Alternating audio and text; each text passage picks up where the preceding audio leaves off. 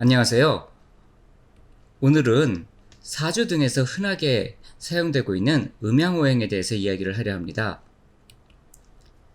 현재 역술에서 사용되는 음양오행은 추연이라는 고대인에 의해서 창안되었다고 알려져 있습니다. 그런데 어떤 한 개인이 단지 옛날에 살았다는 이유로 지금보다 더 지혜롭다고 말할 수 있을까요? 어떤 사람의 뇌피셜이 현대까지 그대로 무비판적으로 이어져 온 것은 아닐까요? 이 부분에 대해서 오늘은 이야기를 해볼까 합니다.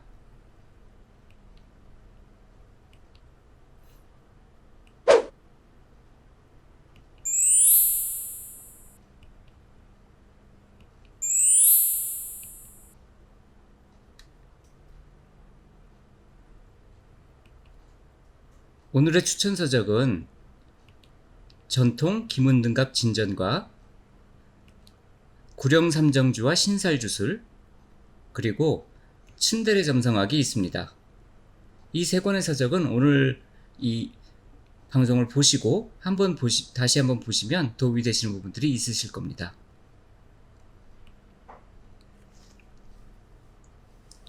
자, 그러면 음양오행 그 자체에 대해서 한번 얘기해 보도록 하죠. 과연 음양오행이란 것 자체가 굉장히 철학적이고 굉장히 중요하고 본질적인 그 무엇일까요? 사실 조선시대만 해도 사대부가에서 오행론은 천한 언어로 보아서 별로 언급을 하지 않은 사유구조입니다. 오행론은 민중의 언어이고 어떤 철학적인 그런 언어는 아닙니다. 민중들이 오행 사상이 얼만큼 익숙했냐 하면 우리가 많이 아는 토끼의 간, 별주부전, 거길 보면 맨 앞부분에 왜 토끼의 간이 용왕의 약이 되는지 그 설명이 나옵니다. 당연히 별주부전 같은 것은 민중들의 문예 활동이죠. 거기에 나오는 내용은 용왕은 8궤 중에서 진궤를 의미하고 진궤는 동방에 있습니다. 동방은 목의 기운이고 용왕이 약해졌다는 것은 목의 기운이 약해졌다는 것입니다. 오행 중에서요. 그리고 목의 기운은 12지지 동물들 중에서는 호랑이와 토끼가 목의 기운입니다. 호랑이는 양목이고 토끼는 음목입니다. 그런데 용은 12지지 중에서 양토에 속하기 때문에 양목인 호랑이는 칠살이 되어서 쓸 수가 없고 음목인 토끼를 쓸 수밖에 없습니다. 오장육부 중에 목은 양목이 담이고 음목이 간입니다. 그래서 음목인 토끼와 그 토끼의 장부 중에 음목인 간이 용왕의 약이 되는 것입니다. 그러니까 이런 것은 현대인들이 오늘의 코스피 지수가 얼마라든지 이런 정도 말과 비슷한 수준의 그러한 일상적인 언어인 것입니다. 그리고 이러한 방식으로 세상을 바라봤던 것이 조선시대 민중들이었던 것이고요.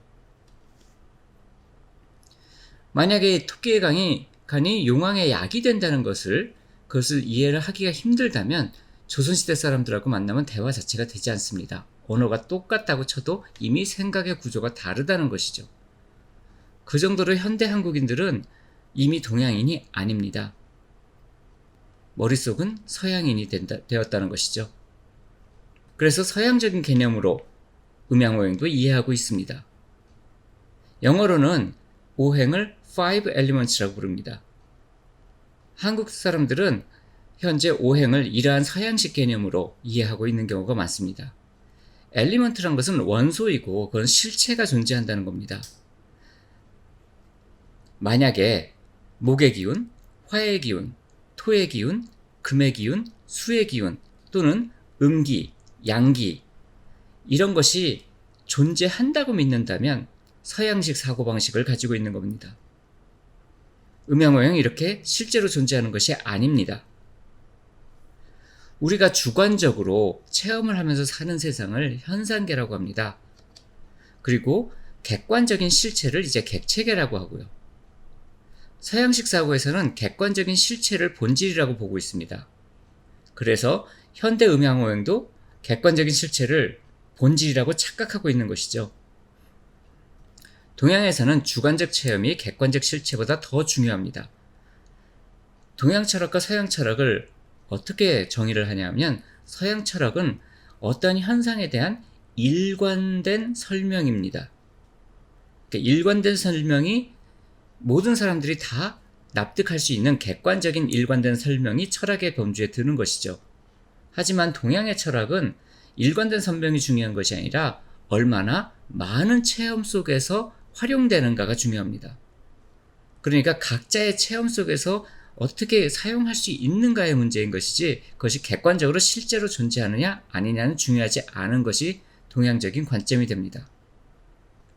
이렇게 그 객관적인 그러한 부분들은 다 단지 개념이고 그것은 이 우리가 체험하는 현상을 설명하기 위해서 편의상 해온 약속일 뿐이라고 여기는 것이 동양적 사고이고 음양오행도 그러한 편의상의 약속일 뿐입니다.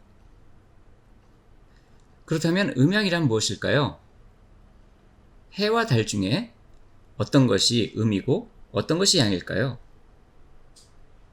많은 역술 관련 서적 앞에 보면 음양 설명이 나옵니다. 거기에 보면 음은 여성적인 것이고 수동적인 것이며 하늘에서는 달이고 양은 남성적인 것이고 적극적인 것이고 천문에서 보면 태양이고 이런 설명들이 나와 있는 경우가 많이 있습니다. 아마도 많은 분들이 그런 설명을 보셨었을 겁니다. 그런데 이렇게 음양을 이해한다면 서양식의 이해이지 동양식 이해가 아닙니다. 음양 하나만 놓고 본다면 음양은 내가 한 가지 관점을 정하고 그 관점을 정의하기 위해서 그 관점에 있어서의 대립되는 한 쌍을 논거로서 제시한 겁니다. 예를 들면 내가 지금부터 빛의 밝기라는 관점으로 이야기를 하려고 한다면 그 경우라면 태양이 양이고 달이 음이 됩니다. 태양이 더 밝고 달이 더 어두우니까요.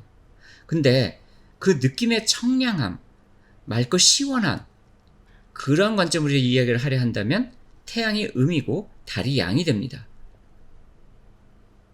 이렇게 음양이 정해진 실체가 아니라 대대 서로 반대되는 상반되는 것을 제시한 것 뿐입니다. 이걸 제시함으로 해서 내가 어떤 관점을 가지고 이야기를 하고 있다는 것을 표현하는 것입니다. 이런 것이 조선시대의 상식인데 현대에는 어렵게 느껴지는 겁니다. 그리고 이렇게 상대되는 대립되는 것 그것 자체를 생명활동으로 보고 있습니다. 오행에 들어가기 전에 조금 더 설명을 한다면 우리는 주어를 우선하고 수어를 나중에 생각을 하는 서양식 사고를 하고 있습니다. 개구리가 연못에 퐁당 뛰어들었다 이런 말을 들으면 우선 주어인 개구리를 떠올리고 그 다음에 수어인 물에 뛰어든 것을 나중에 생각하게 됩니다. 즉 개구리가 물에 뛰어들었다 하면 개구리를 먼저 떠올리고 그 다음에 그 개구리가 물에 뛰어든다는 행위를 했다고 이런 순서로 해석을 하는 것이죠. 이것이 서양식 사고입니다. 주어를 우선적으로 하는 것이요. 하지만 동양적 사고는 먼저 수어를 사고를 합니다. 그러니까 개구리가 물에 뛰어들었다, 연못에 퐁당 뛰어들었다 하면 무엇인지 알 수는 없지만 물에 뛰어드는 현상을 먼저 떠올리는 겁니다. 이렇게 뭔가 팍 하고 발생한 이것을 기운이 발생된 것이라고 말을 합니다. 그리고 나서 이렇게 기운이 발생된 것, 그 현상을 취상해서 보고 그 다음에 추론을 하니까 그것은 개구리라는 것이 일으킨 것이다 라고 생각을 하게 되는 것이 동양식 사고입니다. 그래서 현대 동양인들은 더 이상 과거의 동양인이 아니라고 말하는 것입니다. 서양식 사고로 살고 있기 때문입니다. 이러한 관점은 나와 개구리가 보는 자와 보여지는 대상으로 나뉘어 있다고 그렇게 보지 않는 것입니다. 그래서 서양식 사고에서는 보는 자와 보여지는 대상이 나누어져 있기 때문에 관찰자 효과라든지 이런 사고가 나올 수 있지만 동양에서는 그런 것이 나올 수가 없습니다. 무언가 퐁당 뛰어드는 것을 체험했는데 그때 그 체험과 감흥이 나와 개구리가 갈라지기 전에 경험된다는 것이 동양 사상의 본질이 됩니다. 그리고 이러한 파문은 외부 세계에만 있는 것이 아니라 내 마음에서도 함께 연동해서 일어나는 것이기 때문에 이러한 모든 것이 함께 대기운하 속에서 관계 동참을 하는 것이라고 보는 것이죠. 이러한 대기운하의 관계 동참을 간단 없는 생생함이라고 합니다. 간단이라는 단어는 간극이라는 단어하고 끊어질 단자를 써서 그 간단은 간극과 끊어짐이 없이 끊임없이 이어진다는 것입니다.